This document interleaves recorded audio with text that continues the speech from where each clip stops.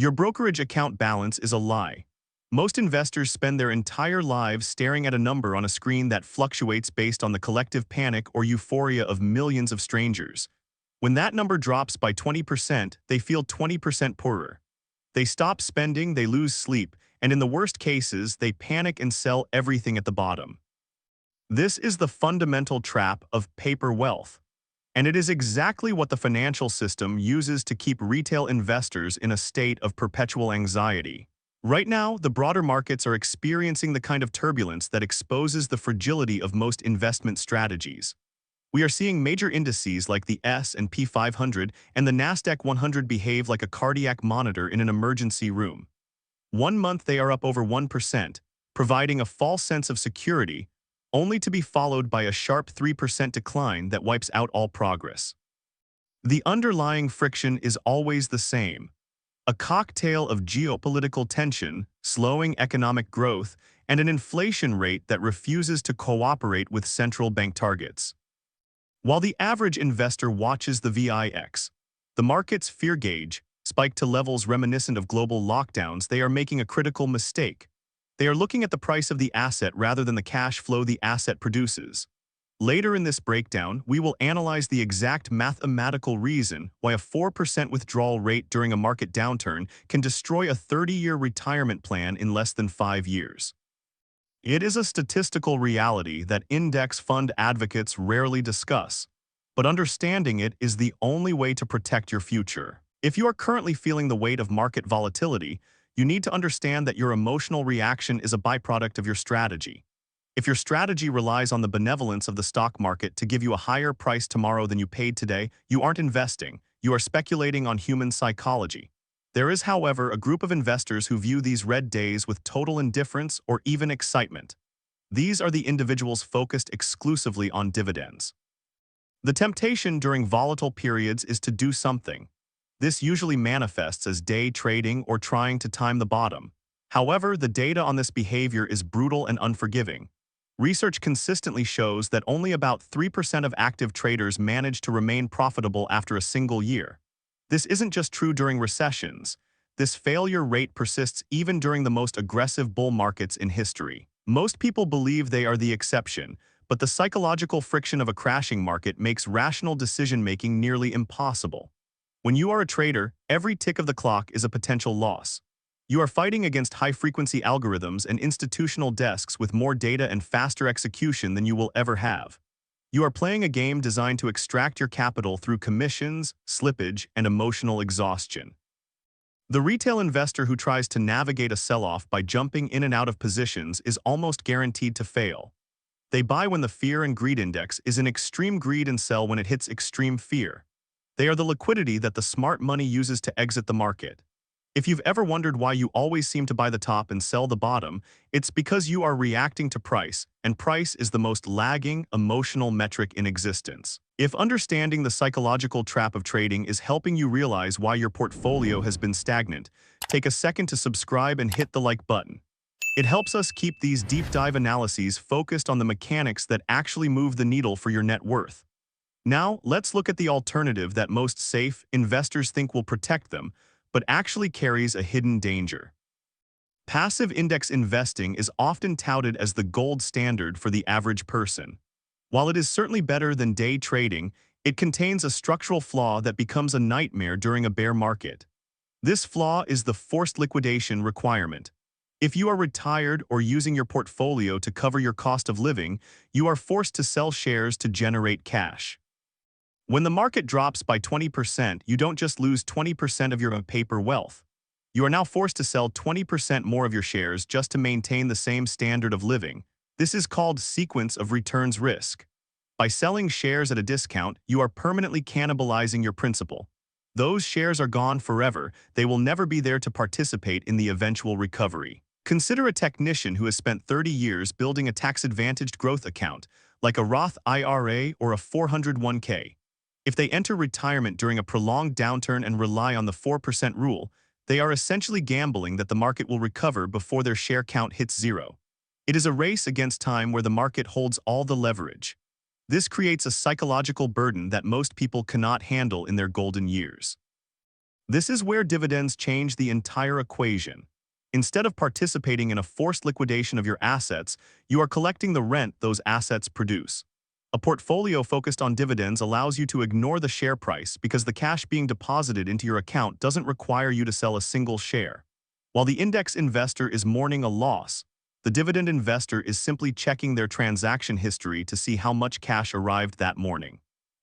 Being a dividend investor during a period of extreme market volatility is like living on a self-sustaining island while a storm rages on the mainland. You can see the waves crashing and the ships sinking in the distance, but your immediate environment remains unchanged. The primary metric of success shifts from "what is my account balance" to "what is my projected annual income." When you shift your focus to dividends, your transaction history becomes your most important financial document. Every month, regardless of whether the S&P 500 is in the green or the red, a high-quality dividend-paying company or fund sends you a portion of its earnings. This is a tangible, realized gain. It isn't potential money that could disappear tomorrow. It is cash that you can use to pay your mortgage, buy groceries, or reinvest into more shares. If you are just starting out, this progress will feel slow. If you receive a $12 dividend payment on a $10,000 investment, it might seem insignificant compared to a day where the stock price moves up by $200. But that $200 is a phantom. It can be taken back by the market in the final 5 minutes of the trading day. That $12 in dividends is yours forever. By logging these payments into a spreadsheet, you create a visual representation of a dividend snowball. You begin to see that even when the market is crashing, your income is actually increasing because you are reinvesting those dividends at lower prices. You are effectively buying the dip automatically, using the company's own money to increase your ownership stake. This is the mechanical advantage that allows dividend investors to remain calm while everyone else is panicking. How would your daily stress level change if you knew that no matter what happened to the stock market tomorrow, your bills were already covered by incoming cash? Would you still care about the daily headlines if your dividend income grew by 5% this year while the market dropped by 10%? One of the biggest risks in this strategy is the yield trap. When the general public hears about high-yielding dividends, they often look at stocks that have seen their prices collapse due to fundamental business failure. A yield might look attractive at 12 or 15%, but if the company is losing money and eroding its net asset value, NAV, that dividend is a ticking time bomb. Take the sector of business development companies or BDCs. These are entities that lend money to small and mid-sized businesses. A poor-quality BDC like Prospect Capital has a long history of NAV erosion and inconsistent performance. Investors who only look at the high yield are often disappointed as their principal shrinks over time, eventually leading to a dividend cut that destroys the very income they were seeking. On the other hand, a high-quality BDC like Ares Capital has shown the ability to outperform even the broader S&P 500 over several decades.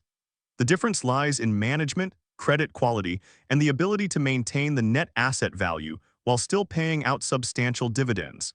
Success in this niche requires looking past the headline yield and analyzing the sustainability of the underlying cash flow. This is the same logic applied to specialized funds like the PIMCO Dynamic Income Fund, known by its ticker PDI, or the Virtus Infracap US Preferred Stock ETF, ticker PFFA. These are vehicles designed specifically to generate high levels of current income. While some consider them riskier because they don't follow the standard index path, they provide a level of cash flow that traditional growth stocks simply cannot match. Before we get to the math of how a down market actually accelerates your wealth, if you're finding this breakdown of cash flow mechanics valuable, subscribe to the channel. We focus on the strategies that prioritize real income over market speculation. Now, let's look at the numbers behind the recovery. The dividend snowball works through 3 distinct levers. The initial capital you invest, the dividend increases provided by the companies themselves, and the reinvestment of those dividends into more shares. During a market sell-off, the third lever, reinvestment, becomes incredibly powerful. If a stock you own drops 20% in price but maintains its dividend, your reinvested cash is now buying 25% more shares than it was a month ago. These additional shares will then produce their own dividends in the next quarter, which will buy even more shares. This creates a compounding effect that is mathematically superior to simply holding an index fund and waiting for the price to return to its previous highs. When the market eventually recovers, the dividend investor doesn't just have their original value back. They have a significantly larger share count and a much higher level of annual income. Consider a historical perspective. In major downturns, like the one we saw in 2022 when the S&P 500 finished down 18%, many growth-focused investors saw their portfolios decimated. However, a disciplined dividend investor who spent that year reinvesting likely saw their total dividend income increase compared to the previous year. They were making money in a year where the world thought money was being lost. This leads us to the sequence of returns math we teased earlier.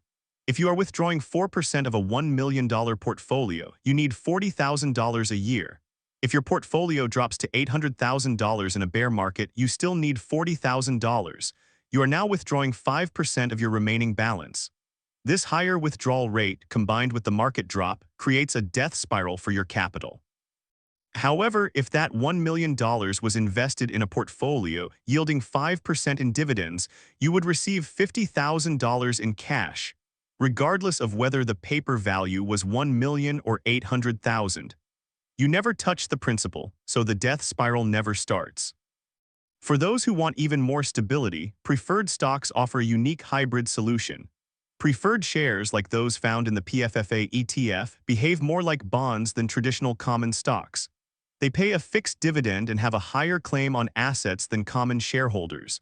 During volatile markets, preferred stocks generally move less in price, providing a buffer for your portfolio. In many cases, these preferred funds even see dividend increases as the underlying holdings adjust to the interest rate environment. This provides a level of predictability that is non-existent in the world of day trading or speculative growth stocks. When you focus on these high-income engines, you aren't hoping for a moonshot. You are building a professional-grade income stream that functions like a private pension. If you are currently on the fence about this strategy, the current market environment is the best possible laboratory to test it. You don't have to move your entire portfolio at once. You can start by allocating a small portion to a high-yield holding like PFFA or a covered call ETF like SPYI. Once you see that first deposit hit your account during a week where the rest of the market is bleeding, the psychological shift usually happens instantly. You become addicted to the cash flow, and you stop fearing the red numbers on the screen. The ultimate goal of investing isn't to have the biggest number on a screen when you die. The goal is to have the freedom to spend your time however you choose, without worrying about the cost of your lifestyle. Dividends are the most direct path to that freedom because they convert the abstract concept of wealth into the tangible reality of spendable cash. You are currently standing at a crossroads that every investor eventually faces. On one path, you can continue to follow the traditional wisdom of total return and price appreciation. You can spend the next 20 years checking your brokerage app every morning, hoping that global events haven't wiped out your progress.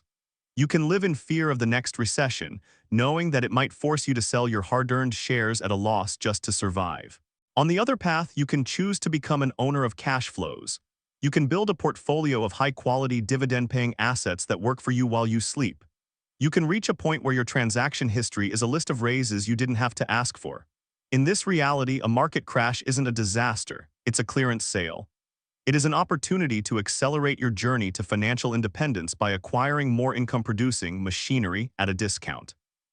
The system is designed to keep you focused on price because price creates activity, and activity creates fees for the institutions. But dividends are the cheat code that allows you to opt out of that cycle. When you stop caring about what someone else is willing to pay you for your shares and start caring about how much the company is willing to pay you for your partnership, you have truly won the game of investing. Before you go back to checking your watch list, ask yourself this. If the stock market closed for the next 5 years and you couldn't see a single price quote, would your current portfolio provide enough cash for you to live on?